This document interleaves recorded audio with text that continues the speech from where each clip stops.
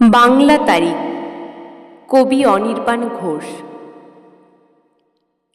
সারা বছর হুঁশ থাকে না, সারা বছর উপেক্ষিত, ক্যালেন্ডারের তারিখ হয়ে ঝুলতে থাকে অর্থমৃত।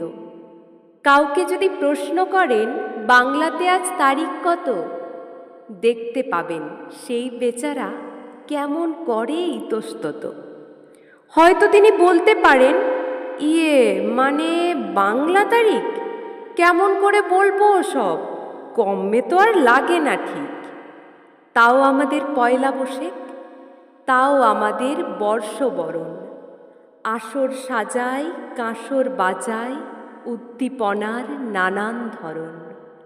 বাংলা বছর বলতে হাতে সাকুল্যে দিন দু চারখানি, একটি তো তার পয়লা বৈশাখ, অন্যটিকেও সবাই মানি। ঠিক ধরেছেন, কবিগুরুর জন্মতিথি বৈশাখ মাসে, আষাঢ় শ্রাবণ একটি দুটি, বাদ বাকিতে কি যায় আসে।